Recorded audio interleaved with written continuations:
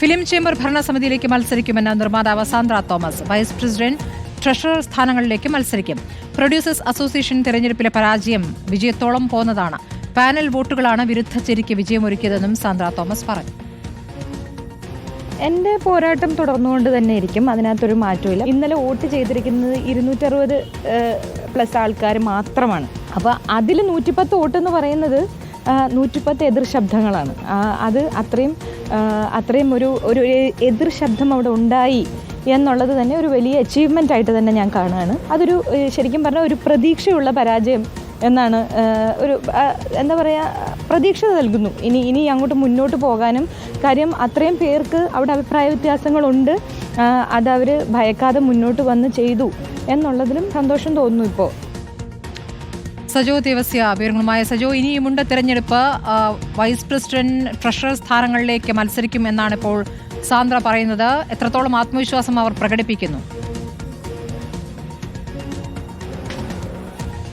സ്മൃതി, അതായത് സാന്ദ്ര തോമസ് പറഞ്ഞു വെക്കുന്നത് സിനിമാ നിർമ്മാതാക്കളുടെ സംഘടനയിൽ വലിയ പോരാട്ടമാണ് ഉയർത്താൻ കഴിഞ്ഞത്.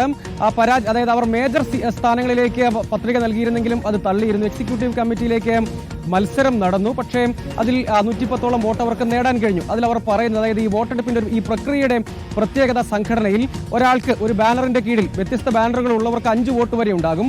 അതുകൊണ്ട് ആ പാനൽ ഉള്ളതുകൊണ്ട് മാത്രമാണ് അവർക്ക് അത്ര വോട്ട് നേടാൻ കഴിഞ്ഞത്. അങ്ങനെ ഒരു മത്സരം നടന്നിട്ടും എതിർ ശബ്ദങ്ങളെല്ലാം അവരുടെയൊക്കെ വോട്ട് സമാഹരിക്കാനായി. കാരണം അത്രയും പിന്തുണ അതുകൊണ്ട് ലഭിച്ചു. ഒരാൾക്ക് 5ഉം 6ഉം വോട്ട് ഉള്ളതുകൊണ്ട് മാത്രമാണ് ഔദ്യോഗിക ചേരിക്ക് അല്ലെങ്കിൽ ആ പാനലിന് വിജയം ഉറപ്പിക്കാൻ കഴിഞ്ഞത്. അങ്ങനെ അല്ലെങ്കിൽ മറ്റൊന്ന് സംഭവിക്കുമായിരുന്നു. അതുകൊണ്ട് ഈ സിനിമാ സംഘടനകളുടെ ഒക്കെ അപ്പെക്സ് ബോഡിയായി പരിഗണിക്കപ്പെടുന്ന ഫിലിം ചേംബറിലേക്ക് മത്സരിക്കും. അവിടെ വൈസ് പ്രസിഡന്റ്, ട്രഷറർ സ്ഥാനങ്ങളിലേക്ക് നോമിനേഷൻ നൽകും, അവിടെ മത്സരിക്കും. അവിടെയും ഈ പോരാട്ടം സംഘടനകൾക്കകത്ത് തുടരാൻ കഴിയും. അതേസമയം താരസംഘടനയിലടക്കം വനിതകൾ പ്രധാനപ്പെട്ട പദവികളിലേക്ക്, ഏറ്റവും പ്രധാനപ്പെട്ട പദവിയിലേക്കടക്കം മത്സരിക്കുന്നു. പക്ഷേ അത് എല്ലാവരെയും ചേർത്ത് പിടിക്കുന്ന, എല്ലാവരുടെയും ശബ്ദമാകാൻ കഴിയുന്നവരായിരിക്കണം. അല്ലാത്ത പക്ഷം പ്രൊഡ്യൂസേഴ്സ് അസോസിയേഷനുകളും വനിതകൾ പദവികളിലേക്കൊക്കെ എത്തുന്നുണ്ട് പലപ്പോഴും. പക്ഷേ സ്ത്രീകളുടെ ശബ്ദമാകാൻ അവർക്ക് കഴിയാതെ പോകുന്നുണ്ട്. അതുകൊണ്ട് സജീവമായി പോരാട്ടം നയിക്കും. ഈ മത്സരത്തിന് ശേഷം അതിന്റെ ഫലം പുറത്തു വന്നപ്പോൾ പരാജയപ്പെട്ടു എങ്കിൽ പോലും ഇത്രയധികം വോട്ടുകൾ എതിർചേരിയിൽ നിന്ന് സമാഹരിക്കാൻ കഴിയും എന്ന ഔദ്യോഗിക പാനൽ പോലും കരുതിയിരുന്നില്ല. അവിടെ നിന്നുള്ള ആളുകൾ വരെ വിളിച്ച് അഭിനന്ദനം അറിയിച്ചു എന്നാണ് അവർ പറയുന്നത്. അതുകൊണ്ട് ഒരടി പോലും പിന്നോട്ട് പോവുകയില്ല. പോരാട്ടത്തിന് ഇനിയും ധാരാളം അവസരമുണ്ട്,